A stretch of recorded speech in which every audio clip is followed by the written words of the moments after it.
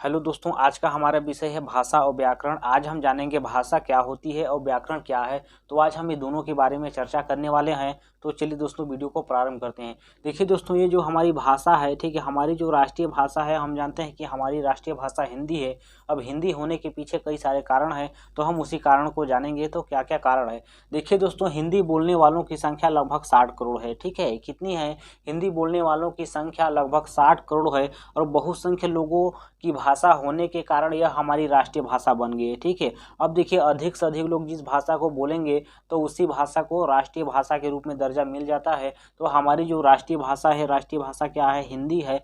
अब देखिए, हिंदी की अगर शुरुआत की बात किया जाए तो हिंदी का जो प्रारंभ हुआ है 1000 ईस्वी से मानी जाती है कि हिंदी का शुरुआत हो गया था। ठीक है, अब आगे चलते हैं कि जो हमारी जो राष्ट्रीय भाषा हिंदी है, ये पूरे विश्व की बात करें तो विश्व में तीसरे स्थान पे है। ठीक है, हिंदी तीसरे स्थान पे बोली जाती है। अगर बात करते हैं जो हमारी जो चीनी है, चीनी पहले स्थान पे है। ठीक है, चीनी पहले स्थान पे है। इसके बाद अंग्रेजी दूसरे नंबर पे है। ठीक है, चीनी पहला हो गया, अंग्रेजी दूसरा हो गया। ठीक है, और जो हमारी हिंदी है, हिंदी तीसरे नंबर की भाषा है। ठीक है, पूरे विश्व की बात करें तो देखिए तीसरे नंबर की भाषा है। और जो हमारी राष्ट्रीय भाषा हिंदी है, इसको देवनागरी लिपि से लिया गया है। कहाँ से लिया गया है?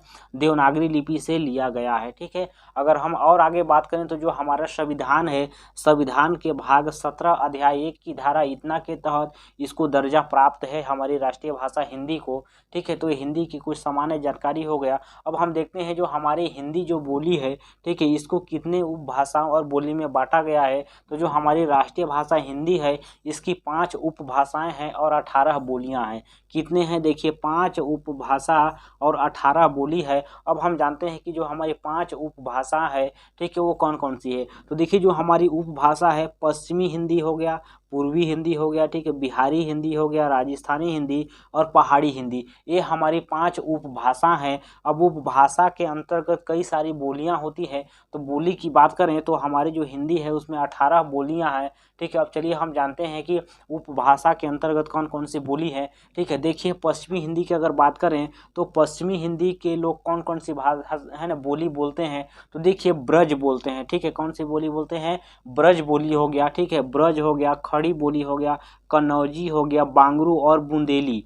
ठीक है, इतने सारे बोली बोलते हैं पश्चिमी हिंदी के लोग। ठीक है, पश्चिमी हिंदी वाले, ठीक है, सारी है ना बोलियां को बोलते हैं। ब्रज हो गया, खड़ी बोली, कन्नौजी, बांगरी और है ना बांगरू और बुंदेली हो गया। ठीक है, चलिए आगे बात करते हैं। ठीक है, पूर्वी हिंदी के लोग कौन कौन से बोली बोलते हैं। पूर्वी हिंदी के लोग की बात करें तो देखिए, अवधी हो गया, ठीक है, छत्तीसगढ़ी हो गया और बघेली हो गया। ठीक है, अवधी, छत्तीसगढ़ी और बघेली, ये हमारे पूर्वी हिंदी है ना के लोग बोलते हैं। आगे बात करते हैं बिहारी हिंदी की अगर बात करें तो बिहार के लोग, हम जानते हैं कि बिहार लोग भोजपुरी बोलते हैं। हो गया, मगही हो गया और मैथिली हो गया। तो बिहारी हिंदी की अगर बात करें तो देखिए, इसमें मैथिली, मगही और भोजपुरी आता है। ठीक है, बिहारी हिंदी के अंतर्गत। आगे देखते हैं राजस्थानी जो हिंदी है, ठीक है, इसमें कौन कौन सी बोली बोली जाती है। तो देखिए, इसमें मेवाती हो गया, मालवी हो गया, मारवाड़ी हो गया और जयपुरी हो गया। तो ये क्या है? इसमें बोली है। ठीक है, आगे बात करते हैं पहाड़ी हिंदी। अगर पहाड़ी हिंदी की बात करें तो देखिए, इसमें क्या होता है। ठीक है, गढ़वाली हो गया, कुमायूनी हो गया और नेपाली हो गया। तो इस तरीके से है हमारे 5 उपभाषा। 5 उपभाषा के अंतर्गत है ना अलग अलग बोलियां हैं। यानी देखिए, 5 उपभाषा हो गए और 18 बोलियां हो गए। तो इस तरीके से जो हमारा हिंदी है उसको बांटा गया है। अब आगे चलते हैं कि इसका जो क्षेत्र की बात करें, हिंदी कहाँ कहाँ फैला हुआ है। अगर हमारे है ना ये क्या इंडिया की बात करें तो देखिए, चलते हैं कि इंडिया में कहाँ कहाँ फैला है। तो देखिए, उत्तर प्रदेश, एक जो राज्य है हमारा, उत्तर प्रदेश हो गया, उत्तराखंड हो गया, हिमाचल प्रदेश, हरियाणा हो गया, दिल्ली, राजस्थान, बिहार और झारखंड हो गया, मध्य प्रदेश, छत्तीसगढ़ हो गया। इस तरीके से जो हमारा 10 राज्यों में हमारा हिंदी फैला हुआ है। ठीक है, कहाँ कहाँ फैला हुआ है? तो ये सारी चीज़ें जगह का नाम है। ठीक है, 10 जगह फैला हुआ है। अगर हम हमारे जो इंडिया की बात करें तो इंडिया में कितने राज्य हैं? ठीक है, 29 राज्य के अंतर्गत हमारे 10 राज्यों में हमारी कौन सी भाषा बोली जाती है? तो हिंदी बोली जाती है। हिंदी के साथ साथ उसकी है ना कई सारे उपभाषाएं हैं और बोली भी है। ठीक है, तो ये हमारा हो गया भाषा के बारे में। अब चलिए हम जान लेते हैं व्याकरण के बारे में जानेंगे।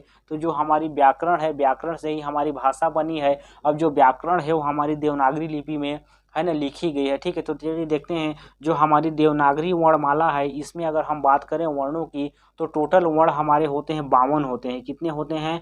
52 अक्षर होते हैं। ठीक है, वर्ण है। ठीक है, तो देखते हैं, देखिए अगर इसमें बात करें तो स्वर की संख्या हमारी कितनी है, तो स्वर की संख्या हमारा है ना 11 है ना। और व्यंजन की बात करें तो व्यंजन 39 है।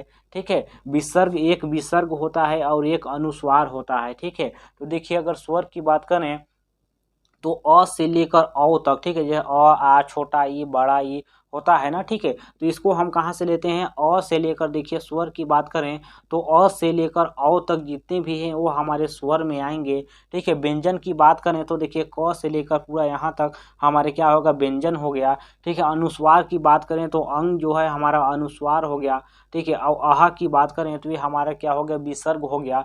इसी तरीके से हमारा स्वर और व्यंजन को बांटा गया है। अब चलिए देखते हैं क से है ना कंठ ध्वनि की अगर बात करें तो देखिए इसकी अलग अलग है ना फिर से बांट दिया गया है। देखिए क से लेकर क ख ग घ अंगा जो होता है, क से लेकर ड़ तक की जो लाइन है ये हमारा कंठ ध्वनि के अंतर्गत आएगा, यानी कि इसकी जो आवाज़ होगी वो हमारी कंठ से होगी। दूसरी बात करते हैं, देखिए तालव्य जो ध्वनि होता है, तालु से जो निकलने वाली जो ध्वनि होती है वो हमारा च से लेकर यहाँ तक की जो लाइनें हैं च छ ज झ यहाँ होती है। ठीक है, तो ये सारी जितने भी लाइन है ये हमारा तालव्य ध्वनि के अंतर्गत आएगा। आगे देखते हैं मूर्धन्य अगर ध्वनि कहाँ से निकलेगा तो ट ठ ड ढ अड़ जो होता है ये हमारे जो इतने ट जो आता है ये हमारा क्या मूर्धन्य स्वर है ना ध्वनि के अंतर्गत आएगा। आगे देखते हैं है ना दंते जो ध्वनि है, दंते यानी कि जो दांत से लगेगा, यानी कि ट है ना, देखिए है ना त थ द ध न, ये सब क्या होगा? दंत, यानी कि दांत से है ना कहीं संपर्क होगा। आगे देखते हैं ओष्ठ्य ध्वनि क्या हो गया? ओष्ठ्य यानी कि हमारे ओंठ से है ना टच होगा, जैसे कि प फ ब भ म, ये हमारे ओष्ठ्य ध्वनि के अंतर्गत आएगा।